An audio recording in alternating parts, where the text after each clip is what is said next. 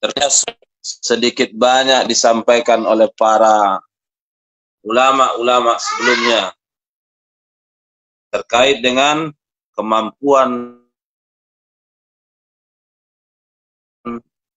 khilafah mengurus Islam. Sungguh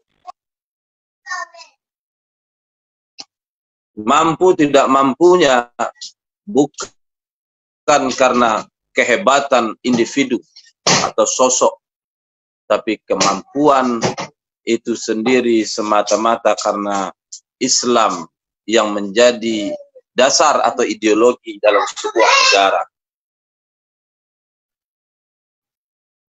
Negara itu mulia.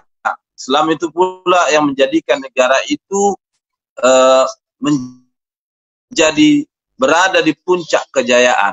Teringat apa yang pernah diungkapkan oleh Sayyidina Umar bin Khattab radhiyallahu an. Innana qaumun u'izzunallah bil Islam, falan yabtaghi ghairal Islam. Sayyidina Umar mengatakan, sungguhnya kita ini adalah kaum yang dimuliakan oleh Allah dengan Islam. Maka jangan mencari ya apa yang ada selain Islam. Inilah yang terjadi, yang pernah dicontohkan,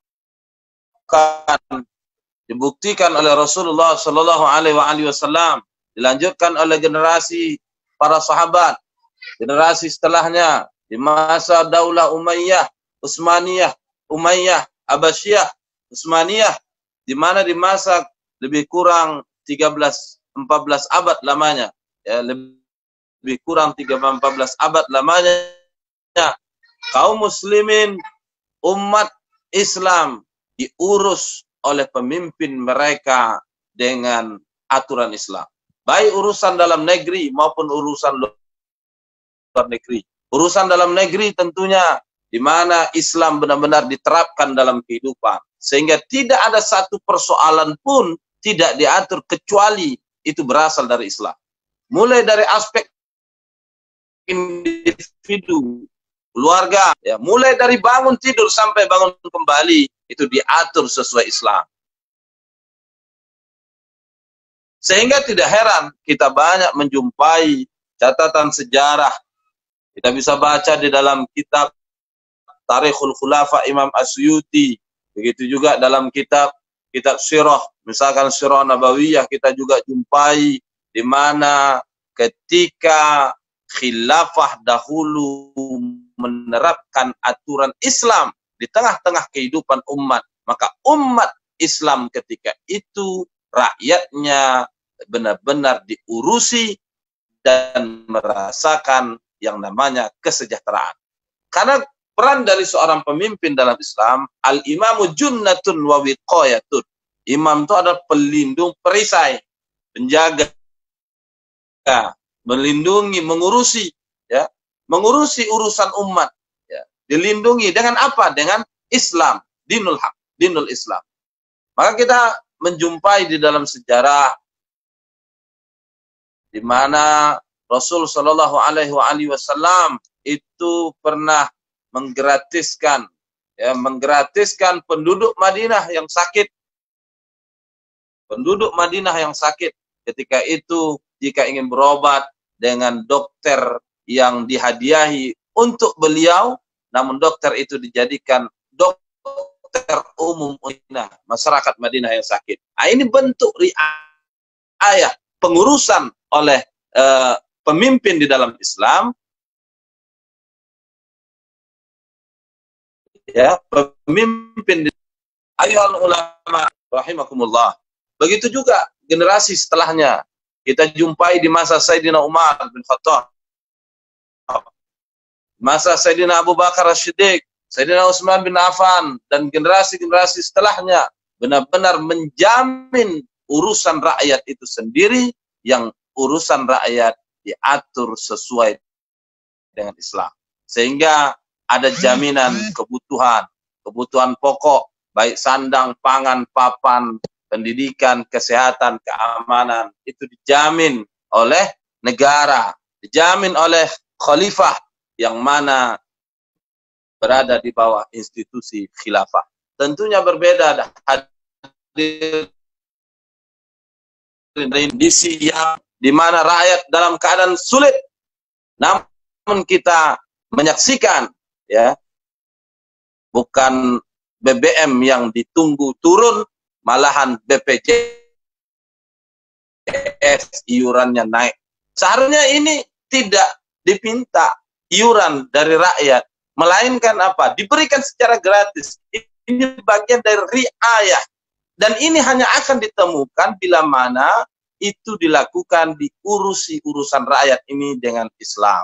Kalau tidak dengan Islam, maka yakinlah tidak akan bisa ditemukan kondisi fakta seperti ini. Melainkan apa yang kita saksikan dan yang kita rasakan. Begitu juga dalam hal yang lain.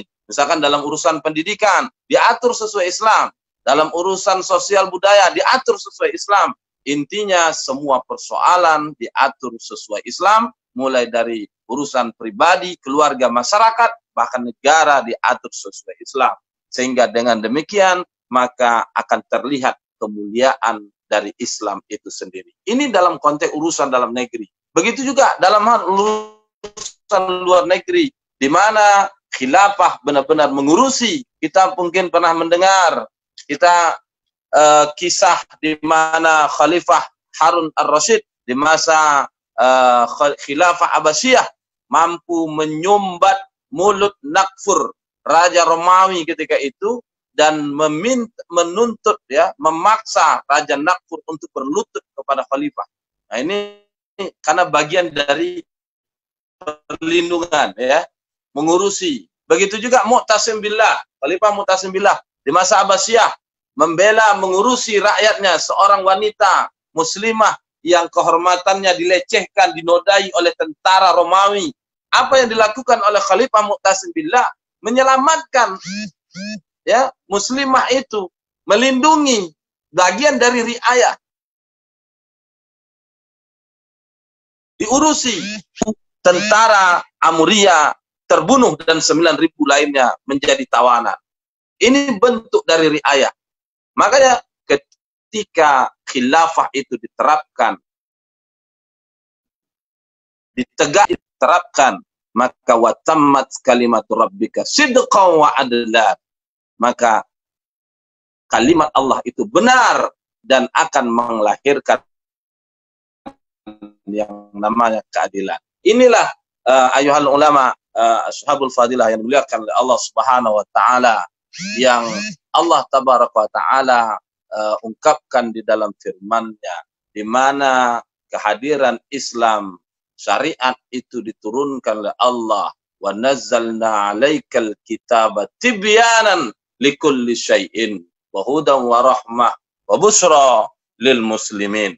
Maka dengan Islam, dengan syariat itu akan ketika diterapkan akan diurusi rakyat ini dan akan memberikan solusi dari setiap persoalan yang dihadapi oleh umat, oleh rakyat, dan tentunya berbeda dengan kondisi kita saat ini.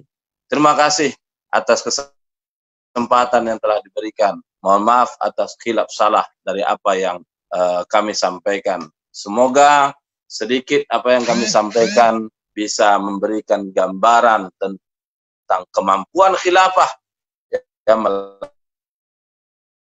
Islam itu akan terwujud tentunya dengan tegaknya khilafah. Apakah mungkin? Tinggal bertanya kepada diri kita.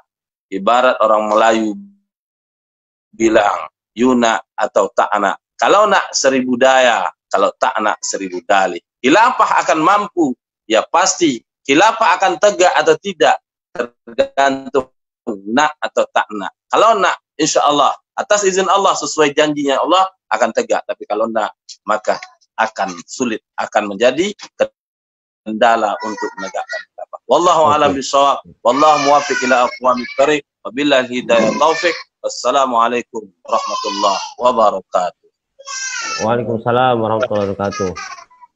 Alhamdulillah sudah kita dengarkan kalimah yang disampaikan oleh Ustadz Hidayat Ar-Rokani.